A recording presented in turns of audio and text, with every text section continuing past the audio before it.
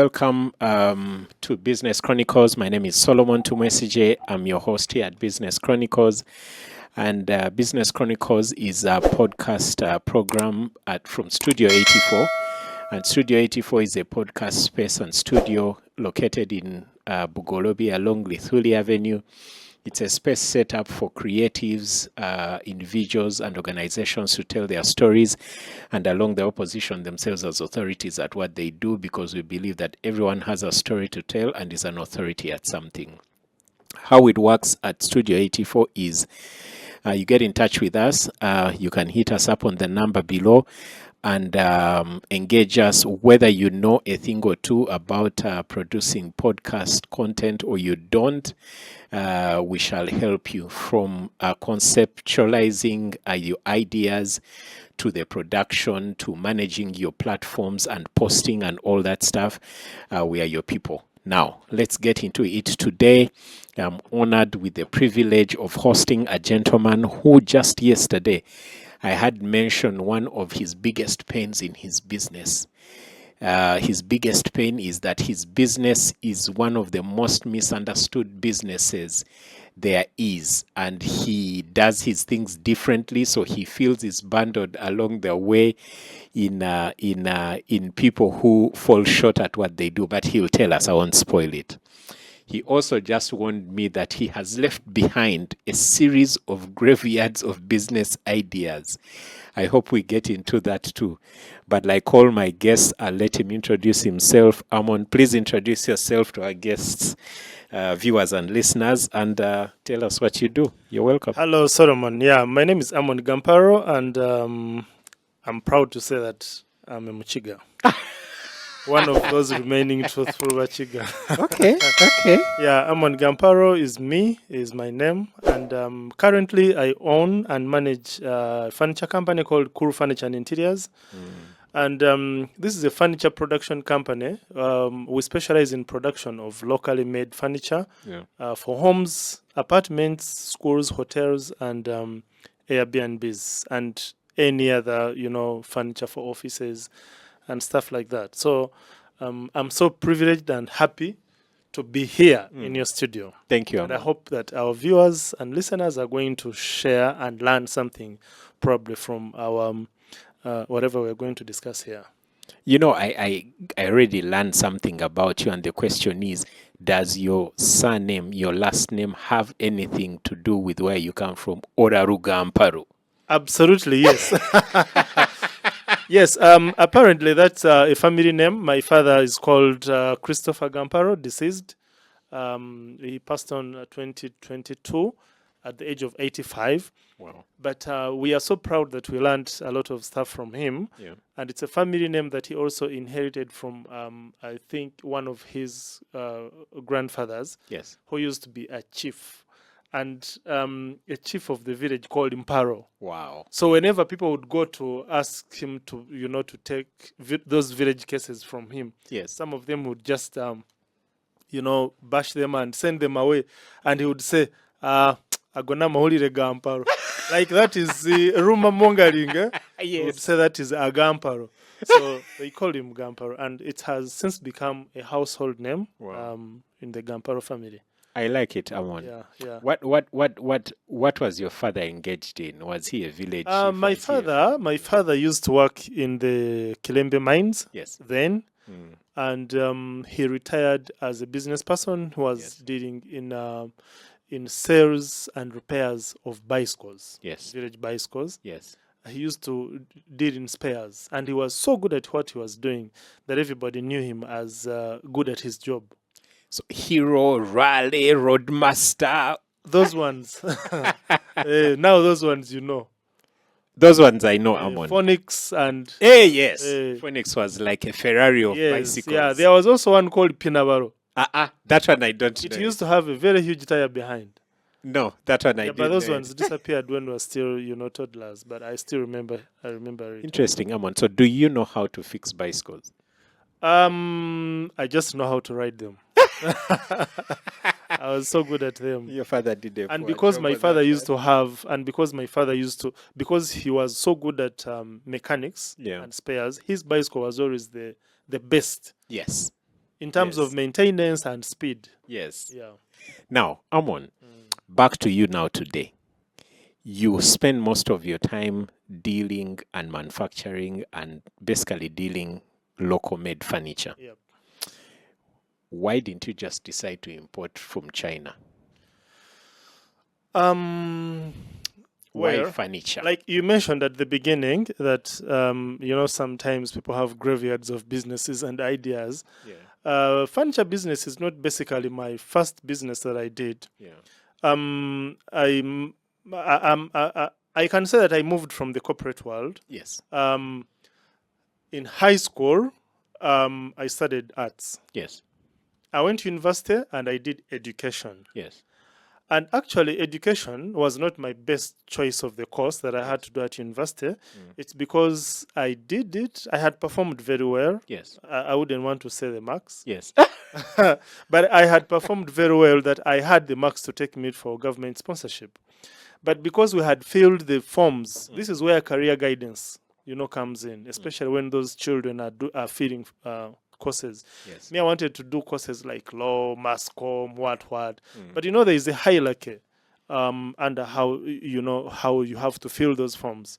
You put the best, so you keep on downgrading. Yes. But me, I put only the best, so I ended up doing what? Losing out. Yes. So because my father didn't have enough money to take me for a good course that I Yes. wanted, maybe law. On private. And yes, on private. Yes. I ended up going for education, which was the cheapest course at then. I'm talking about 2000, Yes. and I remember we're paying 405,000, and that went on for the entire 3 years that we spent at university. Yes. So I did the course, I finished, and then I went into teaching. I was so lucky that when I finished the course, I went for an interview for somebody who wanted teachers for the school that was beginning.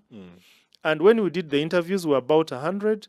I imagined out to be one of the best. Wow. So I became a headmaster. No way. Yes. And I was the youngest headmaster in and around Kampala KCCA school. So every time we'd go for those head teachers, meetings, workshops, and meetings, seminars. say, what the hell are you doing with this young man? What I does was- he know? But I was so good at what I was doing. So why did you leave teaching? I left because I wanted something that was so challenging. Yes. The fact that I was a headmaster for 3 years, I wanted to upgrade, and I couldn't be the director of the school because it's not my school. I wanted Yes, something that yes. was so challenging, and because of issues of payment and stuff like that, and because I didn't even have passion for teaching originally. You remember where I I'm remember. coming from? Yeah, yes, you just settled. for the Yes, course. yeah. So I just wanted something that could give me a job for the meantime. Yeah. But I ended up resigning, and I went into marketing. Yes. Yeah, I went into financial marketing. That's why I found myself in Bayport Financial Services. You are in Bayport. Yes, I was in Bayport. Oh. I was even taken from the head office to go and open up a branch in Ginger. We opened up Ginger together with other people. I remember Elvis Kasango and Tashobia. But then I also left. Yes. I left and went into media. Yes. Yes, I had a friend of mine called Ken. He used to work as a marketeer for UBC Yes. and NTV. Yes. He had an advertising agency. So I started working with him. I learned that he was getting more money through, making those media deals, selling Yes. adverts, Yes. doing Yes. productions of TV and radio ads, video documentaries. And I went into that. And I immediately picked up very well that I became one of the best producers of those TV and radio ads, by the way. I remember I even went ahead and started doing audio productions. I remember also being hired to be one of the brand ambassadors of one of the shops called Man About Town. Yes, I remember Man About Town. Yes, Man About Town. It was owned by Turkish, I think a Turkish then. Yes. And I did some adverts for Man About Town, and I appeared on TV. So, they saw me that probably I look nice in suits. I don't know. Yeah. Amon, you've actually been a man about town. In Yeah. terms of business. So we did that. We had a company called Airwaves Media. Now I set up my own company and I started doing those things myself. Yeah. We had some, short code. There was a short code that was licensed by UCC, and we were doing some bulk SMSing and Yes. bulk marketing, bulk SMS marketing, and content management, basically. And something happened, and our short code was cut off by Yes. UCC. Yes. We lost the business, and now when I made some money in the media business, and then I started up my home. As you expected. Yes, I started up my home. Yeah. I built my house, and when I was looking for furniture to put in the house, remember now I had almost lost the business, so I didn't have much money to buy furniture. Then I looked out for furniture that I could put in the house that was in my budget Yes. of about 2 million, between 1.5 to 2 million. I'm talking about sofas. Yes. I couldn't get the best. I Yes. looked around. All those companies that were there, you know them. I'm not going to mention names. No. Very expensive. Yes. Very expensive. And I found the cheapest could be like in Boise, Zambia, and they were all full of rubbish. Yes. I said, no, I'm not going to carry this rubbish in my home. I landed on some guy who was doing furniture. Yes. I bought a nice sofa from him, and we agreed that he produces for me and I sell. Because I realized that in the market, when I was looking for furniture, I realized there is a gap of very good furniture. In between the so-called rubbish in Boise and by the streets. Yes. And then the And high end with showrooms. Yes. Yes. There was that corporate person who needed Want something good that things, was but very good nice. quality. Yeah, and those were the people that I realized there is a gap. So the other gentleman started producing for me, and I started up a shop in Barara, Makan Singh Street, and I called it Cool Furniture and Interiors. So he started supplying me, and I made money. But hold on, Amon. You're in Kampala. Your home is in Kampala, I assume. Yes. But why open up a store in Bara? Because furniture is something that is very bulky, especially sofas. Yes. So I needed space. Oh, big yes. space. Yes. Because in a small room where you see shops in town, you can only put one sofa set. And then That's it. so I needed to have a place where you could put like 10 sets of sofas. So in Kampala, I couldn't afford the rent. Okay? I went to Mbarara. I realized that the place was virgin at that time. Yeah. And there was no other person who was selling that kind of Of that quality of furniture. that quality. Yeah. So I go to Mbarara, I open up a shop, and I start making money. The guy was supplying me, but the rate at which he was supplying me was lower than The rate demand. the demand. I was selling at a higher rate, he was supplying at a lower rate. Yeah. So I ended up, at one time I sold the whole showroom, and I had nothing to replenish. No stock. No stock. I didn't have stock. So people thought I had actually lost the business. Kumbe, I was in business. I wanted stock. Yes. Now I realized this guy was becoming inefficient. Sometimes I would even sell, I give him the money, and then maybe first uses his money for other pending orders and supplying all the people that he had, all the orders that he had. Then I realized that I was losing out my business basing on this guy. And then I start doing research. Wow. How can I do my own production of locally made furniture? So I could get this sofa, put it upside down, open it, see how was it done. Because I was even selling things I didn't know. I had never been to his workshop. Yes. So he would just give me. So I started, understanding the ins and outs of the product. Yes. Yeah. I start making my research. And there was also a company called, there was a Chinese company on Ginger Road. I forget the name. Yeah. But they went out of business.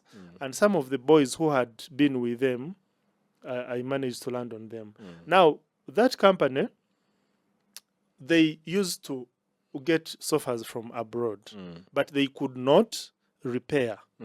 So me, when I went there, I found some of these people. I talked to the owner and the salespeople, and I told them, if you have someone who wants to repair their sofa, please, Send for us, them we to me. repair. Yeah. So that's how we started working with them. We were repairing and doing reupholstery of the furniture, and then we ended up, getting those employees, a spillover of the employees who were redundant now when Yes. when the company closed. Yeah. They came to us because they had known that we are now able to take them up, Yeah, and yeah. we take them as the employees. So So I got highly trained people who yes, had who been already trained knew by what the they do. Chinese Yes. to come, and we start doing. Now our quality now improved. So now in Barra you had a showroom. The workshop to make and repair this now Was here in Kampala, in Naweru. wow. So I would get these trucks that come, which are carrying cows, matoke. Sometimes As they they are go going back, back when they are empty. empty. Yeah. So I would get them. The guy would charge me about 200,000 to take my Wow, a furniture truck in full of Barara. After all, it's just fuel. Yeah, He needs fuel to yeah. go back. But then something happened in Barara. I lost my business. Yes. I went to study at UMI. When I was studying, I went to upgrade because I needed to plant my roots deep into business. Yes. So I went to do an MBA at UMI. So during my course, I lost touch with my business. I Yes. could send merchandise, and then I expect money. Then But it sometimes doesn't money come was as not coming in. Yeah. So the person I had employed realized that this guy is so busy. too So they busy. took advantage of me. Yeah. Sold off everything, and used the disappeared. money. So at one time when I was asking, I'm like, what is happening? The sales are not coming in. The person told me, now the sales are very low. We are not selling, blah, blah. Then I decided to make new stock. I said, let me produce new stock. I take it to Mbarara. Probably I remove the other old stock. Maybe clients are tired of looking at the old stock. I load up a fuso, take it to Mbarara. I remember I left at 9 p.m. in the evening. We reached Arrived Mbarara at towards 4, 5 morning. a.m., Yes, we reached Mbarara towards the morning. I went to the shop. I peeped like this. Place There is was empty. nothing. I took a step back to look at the signpost to see whether I was not lost. This is Cool Furniture. Going back, the thing is empty. So I called the lady. Good enough, this was a relative. Called the lady. I'm like, what's happening? Says, no, I'm coming. I said, okay, don't come. Let me come. I'm in town. Let me come and pick you up. I took a board. I left the truck there. Took a border, went to her home. I found when she had also called the border guy to take her. Yes. I said, okay, let's go to the shop. So she went ahead of me. I went following them. Along the way, they want to divert. I'm like, I tell my border guy, run, catch up with those people. Yes. So we catch up with them. I'm like, you guys, why are you taking the wrong direction? Let's go to the shop. We reach the shop. We open the shop. She goes down on her knees, her hands up. She's like, I'm very sorry. I'm like, what happened? What happened? You didn't tell me. So I called my mother. And my mother told me, said, my son, they have taken the business. They have not taken your life and your head. Man up, become a man. Oh gosh. Pick up your pieces. But those words, they still ring in my head. But I had nothing to do because they were even asking me for rent. The same person was asking me for salary. Okay? So now what happened was, I was like, you know what? I can't manage this. I negotiate with the truck guys. We make a U-turn back to Kampala. This shop stays closed. It stays closed.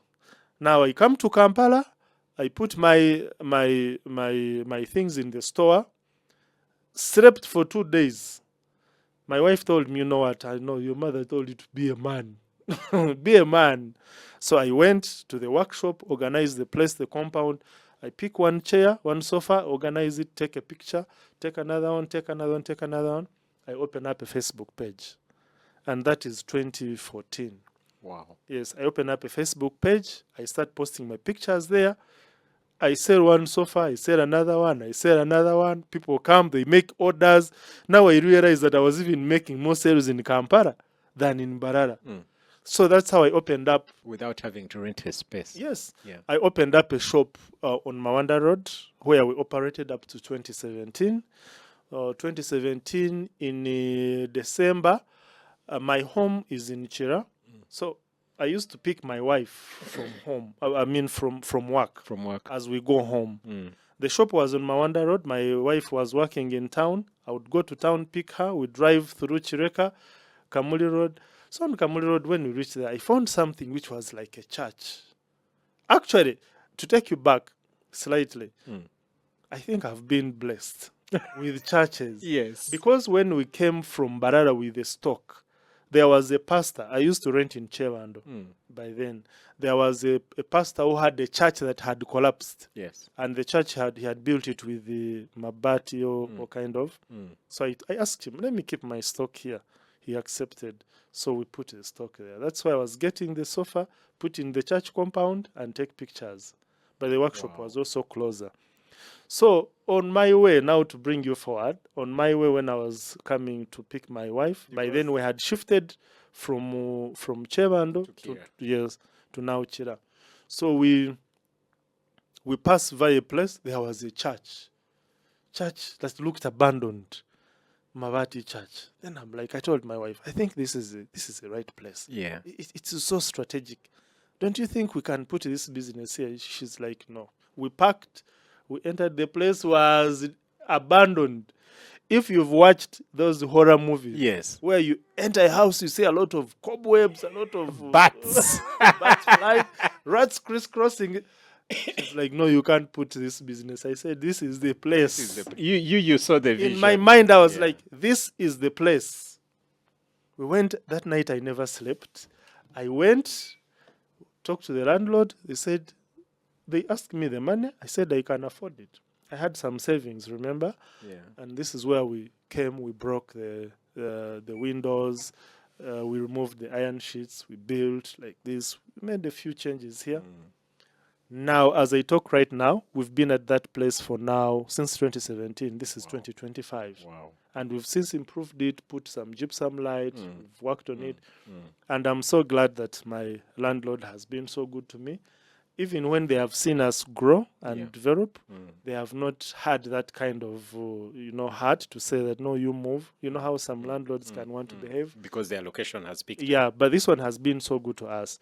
So now, remember now, we have transitioned. We transitioned, actually. When we came to that location and the business grew, now we realize that our clients, when they come to buy sofas, where we were, doing production of the sofas then, and we had improved the quality, people would come and now they want to buy a dining, they want a center table, they want a bed. But remember, our niche was in production of sofas. Yes.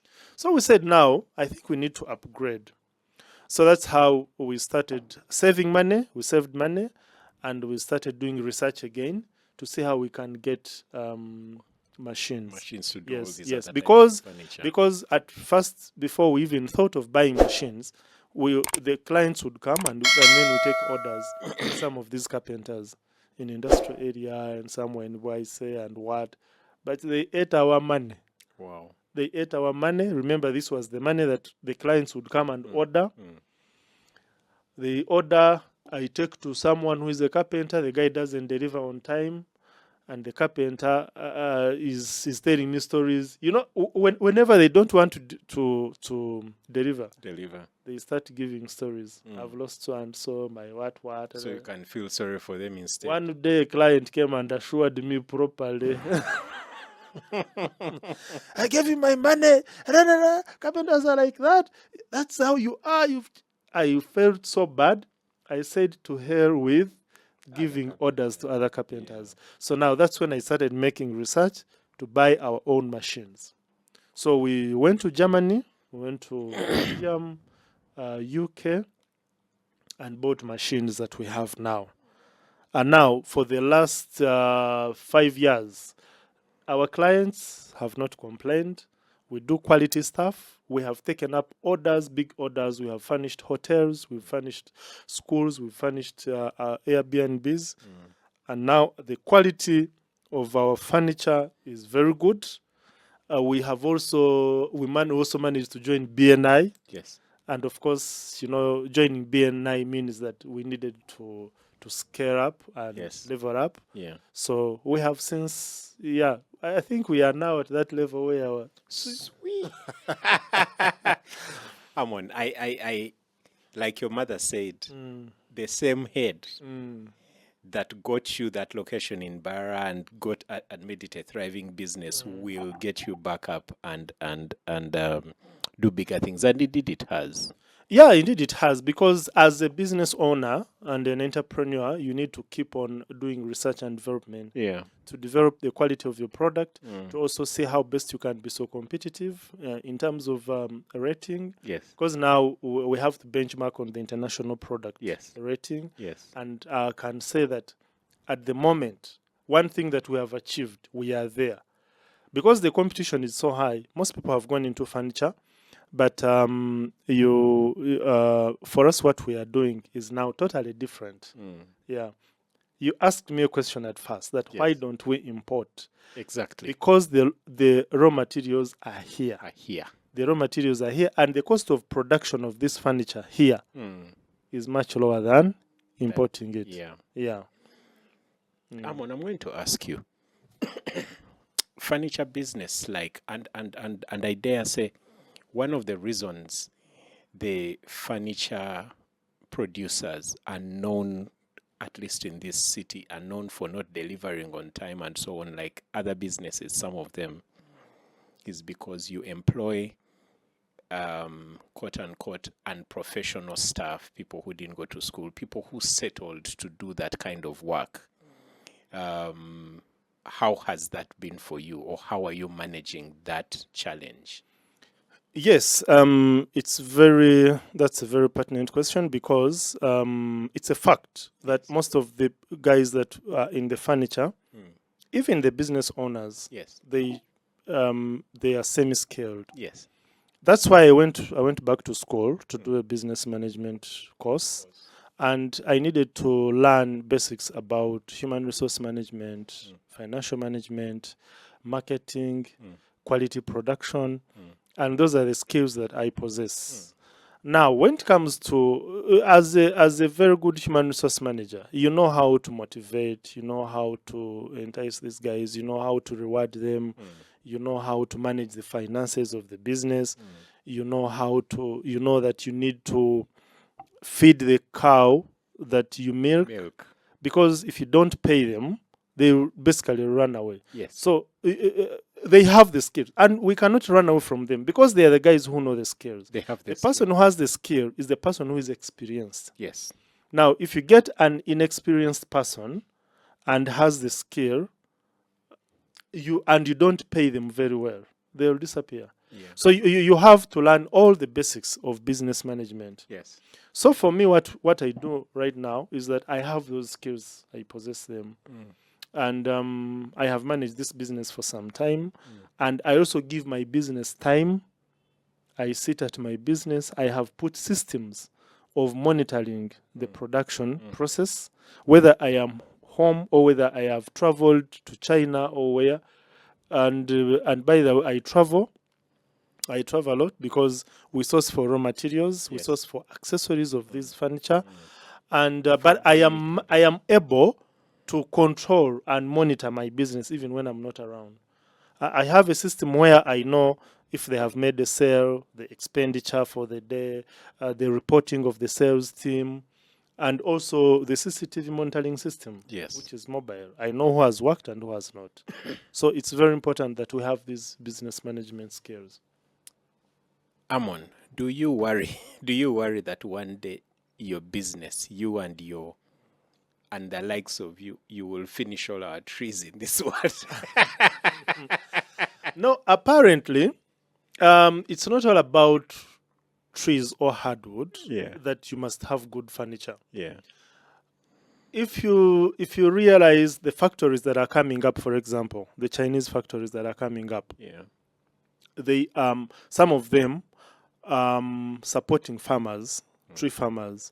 You've gone to villages where people have done commercial tree growing, like pine, Yes. eucalyptus. It's not about mahogany or mvule or whatever.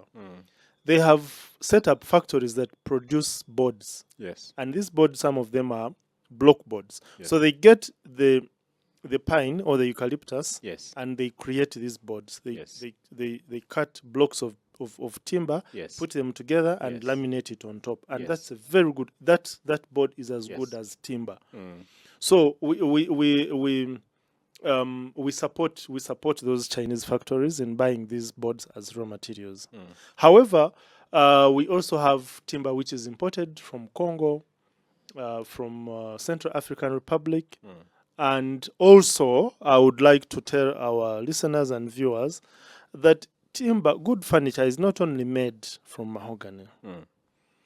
We had a workshop with the Uganda Manufacturers Association where we got people from South Africa, specifically Gatsby, a company, and they're teaching us about the skills of producing timber using eucalyptus. As long as you have timber which is dry, that is coming from the kiln, and that has been, the moisture content is very low, you can make very good furniture. The challenge we have is that most of the people who do this furniture, they don't take time to do quality finishing. Yes, because they don't have the capacity. When you meet a guy, a roadside carpenter, and just because he has a workshop and you think he can do furniture, he will not do that furniture for you. Because he doesn't have the machinery. No, he doesn't. He doesn't have the machinery. He doesn't know the technology of, wood science. Because may I do my research, wood science and technology. How do you, which timber, what is the moisture content it should have? How long should you keep the timber? Yes. How do you do a good finish? Because you see, this table, I'm very sure that this table was not black. No. The timber was not black. Yeah. No, it wasn't. Because I've never seen black timber. Yeah. Now, that means that there is a stain that he uses, a stain like chemical that he uses to paint it, and it turns black. But timber, even if you do it like this and you paint it black, if it's not dry, it will crack. It will always show. I get it. The way they say that water always finds its level. It's way. Timber will always show you that it is not dry. Wow, Amon. Yeah. I think as we near the close of this, earlier you mentioned that you joined BNI. BNI, for our viewers and listeners, is Business Network International, community of business owners that get together to support each other and refer each other and thrive together. How did you end up in BNI? How has the BNI journey been for you? What can you say, 3-in-1 question, what can you say to a business person out there who is on the fence, doesn't know about this BNI thing? BNI, Business Network International, is a very good organization. I myself am so proud that I joined it. Yeah. We are now celebrating 10 years. Yeah. But in 2015, at its inception, I was invited for a BNI meeting at Imperial Royal by Diana. Yes. First, it was Mark Karamira, and Yes. then I found Diana. But then I realized that the people who were there, most of them were Indians at that time, and some other big companies and organizations. Yes. And I really didn't feel comfortable. Yeah, that you'd fit in well. Yes, it's not like today when the systems are really set very well that you have a visitor a person who is in charge of visitors to make you comfortable, to feel, and then follow you up. No one followed me up at that time. Yeah. And I felt it wasn't a good space for me. Yeah. But I did what? I didn't join. But there was a lady who had a shop in town, and I was referred by Mark Karamira as a person who was doing furniture then, that we could do repairs. Yes. So sometimes she would give us repairs for her clients because she was dealing in furniture. Yes. And I remember at one time she brought a container of imported furniture that was all fake. They cheated her, and we had to redo the furniture, do repairs, and then she puts it in her shop. So I kept on getting people from BNI. So I am a biker. I do biking with Uganda Bikers Association. Yes. And we used to bike with the late Jacob Bolanya. And we have a few members in Uganda Bikers Association. And one of them was a member of BNI then. Yeah. So at one time when I think we had gone to Kigali, we had a ride to Kigali. Then he tells me, we were there, he's like, but you guys, I know you have a very, very good furniture business. Why don't you join BNI? I was like, I know BNI. I know, I've been I know there. BNI. It's not I've my been place. there. So he told me, no. It has changed. If you're talking about 2015, this is Yeah. 2023. Yeah, Things 8 have years changed. later, We have yes. systems where I said, okay, let me go on. So I went there as a visitor. The following day, I signed the check and I joined. Wow. And I've not looked back. You haven't looked back. Yeah. Amon, now you mentioned another box. I'm sorry, you opened another box. Your biking life. We hadn't talked about your biking life. How did you end up being a biker? A man from Gamparo. From Umparo. Sorry, from Gamparo. From Umparo. When I was in my senior two, Yeah. I had a sister of mine who was married to an agricultural officer Yeah. in Kabal. Yeah. And the agricultural officer, they had those small bikes of Honda Yes. CG. Yes. And so weekends, I would just want to go to his home because I wanted to ride. So he would even give it to me. So I started riding long time ago. But then that was high school. Yeah. At one time, he even gave me the bike and I kept it in the dormitory for 2 weeks. No way. And the teachers chased me because weekends, the students would want me to ride them. Yes. So, I went into biking because one of my friends came to Cool Furniture, Yeah. buy furniture, and he came with a very huge bike, a BMW bike. And I used to admire Jacob Bolanya's bike. Yeah. And when I saw it physically, because we used to see it in the papers, you Yes. could not see him. And then he came with it. I was like, what? I have not seen this bike. Anyway. I only see them in video. In movies. So you mean you have it? I said, let me ride co. Yeah. I remember also when we were doing, when I was working with Bayport in Yes, Jinja and yes. Kamuli and Kaliro, we used to ride these boxer borders and what to look for clients because we were giving loans. So when he came this time, I said I must ride on. So he gave me, he said, are you sure you know how to ride? I said, yes. So when he saw the way I started it and rev it, he was like, this guy, onotagenda komao. Heavenly experience. I went 5 minutes. I came back. I was very excited. I said, man, get for me this bike. Get for me someone who is selling this bike. So slightly after COVID, we got someone who had imported one from South Africa. Yeah. And we negotiated. Before I knew it, I had the bike in my compound. Wow, Amon. And the rest is history. And the rest is history. Amon, do you remember who taught you how to ride It a was bike? It was my in-law, my Your brother-in-law. Yes. Yeah, that was way back in 1995. That's a motorbike. Yes, that's a Bicycle learned from your Of course, father's that client's was, bicycle. yes. That was there. But remember that Cool Furniture has also given birth to another company called Airwaves Media. Okay. Airwaves Media died. Yes. Now we have Trip Care Adventures. Yeah. Because I love traveling. Yeah. I love traveling, and I can't miss any opportunity that BNI puts in front of me for me to travel. We were in Madrid. Yes. For the BNI convention. Yeah. We went to Madrid, went to Spain, yeah. went to Portugal, went Yeah. to. So now with my tour company, I started a tour company. Yeah. So I learned in my travels Yeah. that there are people, especially those clients from abroad, who want to come and do adventure rides on motorcycles. Yes. They come, pick them, get them motorcycles, and let them go around the country and tour, and then they go back. So I ended up having a motorbike because I knew that I would also give it to one of my clients. And Yes. some clients actually, they come and they hire it out. And they hire it out. Yeah. Amon. For somebody giving $100 per day. I know. Yeah. The bike would ordinarily be parked there. Yeah, it would It's be it's there. it's Yeah. it's But it's I don't ride maintaining on a itself. daily. Yeah. We ride as Uganda bikers. We ride for charity. We do charity activities, and we promote road safety, HIV, and cancer. Yes. So those are some of the 3 principles that Uganda Bikers stands for. Wow. And we always ride with the guys. Uganda Bikers is full of formidable men and women.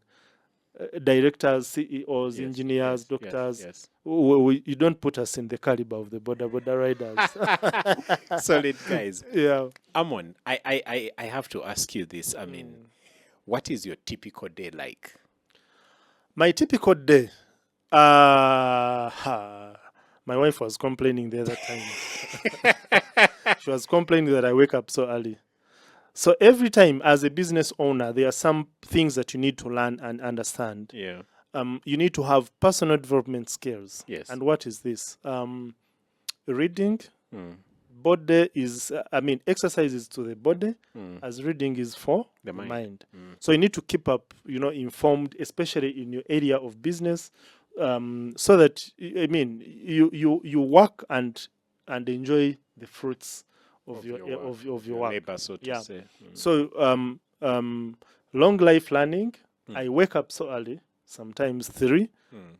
4, but 5 has never found me in bed. No way. No way. It's automatic. A habit is formed in 21 days. The moment you do something consistently for 21 days, it becomes hard for you to reverse it. That's interesting. Yeah. What time do you go to bed? I go to bed at 10.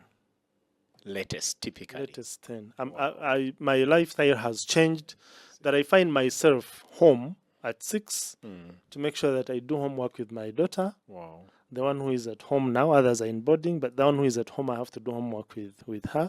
I have dinner with my family, Yes. and then I go to bed. I make sure that I sleep for 7 hours. So 9 Yeah. to 4 Yes. or 10 Yes. to 5. Yes. Yeah. Wow. Amon. So then I wake up in the morning, do my work. I meditate, I pray, I meditate. Then I start my daily office work. I have a study room at home, and then I do my work. Check on my clients, reply emails, send quotations, especially for clients who want to have a personal touch with me. Yeah. And then by 9 a.m. in the morning, if I'm not going, if it's not a day for BNI meeting where you know that we have to wake up at 5 and, earlier. and be in the room by 6. But on other days, I am home. I give data assignments to my operations manager and the team, and then I'm out by 9. Yeah. So from 4 to 9, my day is actually Accomplished. yes, More or because less. it's a time that I have to concentrate on my Yeah. on my work. Then the other time I'm meeting my clients, I'm going to the field, I'm coming for one-to-ones, I'm recording here with Solomon. Podcasts. Yeah. Amon, I usually ask my guests whether there's anything when I invited you to come, or when you decided to come, anything that you had planned in your head to share that we have not touched on. Maybe to inform people that personally I have a skill. Yes. I think it's a talent that I'm sitting on. I'm very good at personal development. I want to teach people about how they can be better. Yes. In their personal lives, in business, Yes. in the things that they have to do to make sure that they are better. Yeah. Avoid the other habits that are putting them down. Yeah. Yeah, one of them is long life learning. Yes. Exercising. Yes. Eating well. Yes. Medical checkup. Networking. Yes. Wow. Yeah. And also doing research and development, especially, people are always on TikTok. Yes. I don't want to say that TikTok is bad, but as business owners, Yes. we have a problem with employees who are on TikTok. And you see with TikTok, you keep on doing another video. Those videos will never end. They never end. So the time they spend at work, we don't benefit from them. They expect a salary at the end of the month, But if we can teach them to use TikTok for their own benefit, follow things that are in line with their professional development. You get it?